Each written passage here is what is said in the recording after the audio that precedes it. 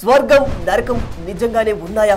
మనిషి మరణించిన తర్వాత జీవులు వారి వారి ప్రారంభ కర్మలను బట్టి స్వర్గానికో నరకానికో వెళ్ళటం అనేది నిజంగా జరుగుతుందా? వీటిని ఎవరైనా చూసారా? స్వర్గం నరకం గురించి పురాణాలు ఏం చెబుతున్నాయి? ఈ విషయాలను తెలియాలంటే ఈ వీడియోను ఎక్కడ స్కిప్ చేయకుండా చివరి వరకు పూర్తిగా చూడండి. అయితే గరుడ, బ్రహ్మాండ, కార్తీక పురాణాల్లో స్వర్గం గురించి రకరకాలుగా అభివర్ణించబడింది. స్వర్గం అనేది ఒకటి ఉందని చెబుతూ ఉంటారు.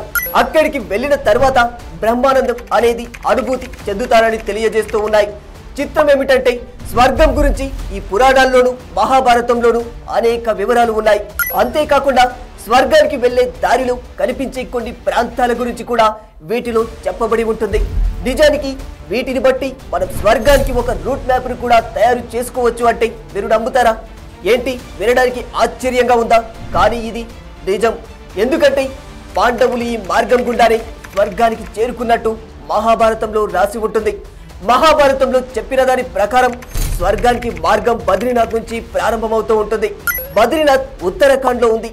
బద్రీనాథ్కు దగ్గరలో అంటే సుమారు 5 కిలోమీటర్ల దూరంలో ఉన్న ఒక చిన్న గ్రామం నుంచి స్వర్గానికి దారి ప్రారంభమవుతూ ఉందట.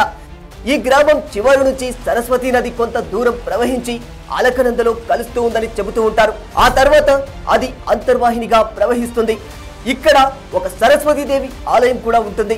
పాండవులు ఈ ఆలయంలో పూజలు జరిపించారని చెబుతూ ఉంటారు. ఈ సరస్వతీ నది పక్కన భీంపూల్ అనే ఒక పెద్ద రాతి బండ ఉంటుంది. పాండవులు ఈ నదిని దాటడానికి భీమసేనుడు ఈ బండను వంతెనగా మార్చాడని పురాణాలు చెబుతూ ఉన్నాయి. ఈ వంతెనను దాటిన తర్వాత అసలైన స్వర్గారోహణ మార్గం ప్రారంభమవుతుందట. అక్కడికి 8 కిలోమీటర్ల దూరంలో చెత్మోలి అనే గ్రామం ఉంటుంది.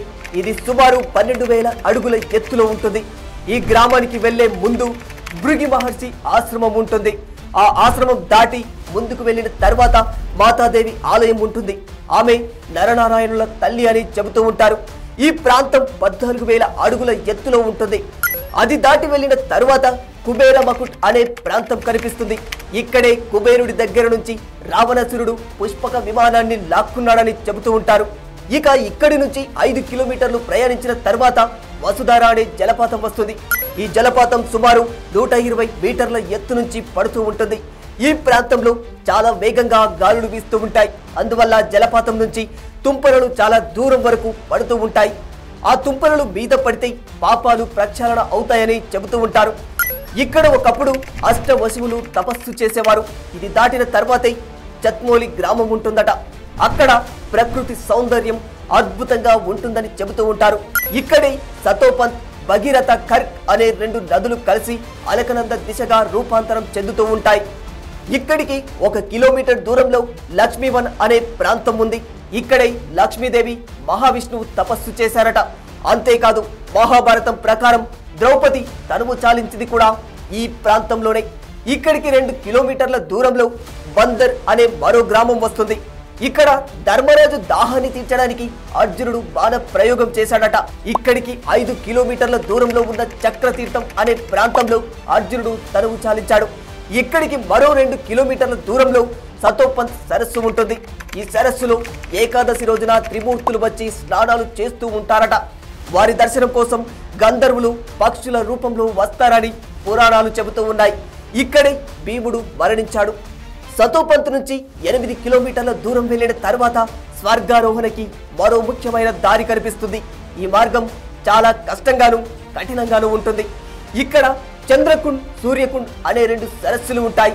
ఇక్కడి నుంచి ధర్మరాజు తనకు తోడుగా వచ్చిన ఒక కుక్క మాత్రమే స్వర్గానికి ప్రయాణించారని చెబుతూ ఉంటారు.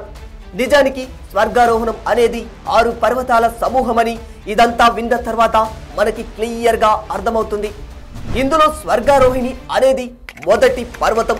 ఇది ఉత్తరాఖండ్ రాష్ట్రంలోని ఉత్తరకాశీ జిల్లాలో ఉన్న గర్వాల్ హిమాలయ ప్రాంతానికి చెందినది. దీనికి పడమర వైపున గంగోత్రి పర్వత సముదాయం ఉంటుంది. వాస్తవానికి ఈ స్వర్గారోహిణి పర్వతం మబ్బుల్లో తేలినట్టుగా ఉంటుంది. అలా మబ్బుల్లో తేలియాడే ఈ చిట్ట చివరి ప్రదేశాన్ని చేరుకున్నాక 3 మెట్లు కనిపిస్తాయట. అవి ఎక్కి పైకి వెళితే అక్కడ మరో 4 మెట్లు కనిపిస్తాయట. అవి కూడా ఎక్కి వెళితే స్వర్గద్వారం దగ్గరకు వెళతారని మహాభారతం చెబుతోంది. ఇవే కాకుండా స్వర్గ నరకాల గురించి హిందూ పురాణాల్లో చాలా కథలు ఉన్నాయి. గరుడ పురాణం ప్రకారం యమలోకం మన భూమికి 86,000 యోజనాలు అంటే 11,800,000 కిలోమీటర్ల దూరంలో నైరుతి దిక్కులో ఉంటుందంటారు. మరణించిన తర్వాత జీవుడు 171 రోజులకి యముని సోదరుడి విచిత్ర భవనం అనే నగరానికి చేరుకుంటాడని చెబుతూ ఉంటారు. ఆ తర్వాత నరకానికి వెళతారని చెబుతారు. అయితే స్వర్గం నరకం గురించి ఆధ్యాత్మికంగానే కాకుండా భౌతికంగా కూడా చాలా మంది వీటి మీద పరిశోధనలు చేశారు. టిబెట్ దేశానికి చెందిన బౌద్ధ భిక్షువు మాజీ దలైలామా ట్యూస్డే లోత్సాంగ్ రాంఫా అనే ఆయన దీని మీద పరిశోధనలు చేసి ఓ గ్రంథం కూడా రాశారు. భూమి మధ్య భాగంలో ఉండే స్లేట్స్ కదలికల శబ్దాలను రికార్డు చేయడం కోసం రష్యా శాస్త్రవేత్తల బృందం చేసిన ప్రయత్నంలో వారికి విచిత్రమైన శబ్దాలు వినిపించాయట. భూమిని డ్రిల్లింగ్ మిషన్ ద్వారా త్రవ్వి ఆ తర్వాత తీగలతో కొన్ని సెన్సార్ పరికరాలను ఆ ప్రాంతానికి పంపించారు. అప్పుడు భూమి మధ్యలో ఉండే శిలా పలకాల చలన శబ్దాలకు బదులు తీవ్రమైన బాధతో రోధించే అనేక మంది మానవుల స్వరాలు ఆ మైక్రోఫోన్లో రికార్డ్ అయ్యాయి. వారి రికార్డింగ్ పరికరాలలో ఏదైనా లోపం ఉందేమో అని మొదట్లో ఆ విషయాన్ని శాస్త్రవేత్తలు లైట్ తీసుకున్నారు. కానీ పూర్తి పరిశీలన తర్వాత వారి పరికరాలలో రికార్డ్ అయ్యింది నిజంగానే బాధతో కూడిన మానవుల ఆర్తనాదాల శబ్దమని తెలుసుకున్నారు. జీసస్ క్రైస్ట్ కూడా ఈ విషయంపై అనేక సార్లు ఇలా చెప్పుకొచ్చారు. భూమి అడుగున మధ్య భాగంలో అగ్నితో నిండిన ఒక సరస్సు ఉంటుందని, ఆ సరస్సులో లక్షలాది పాపులు తగలబడుతూ ఉంటారు.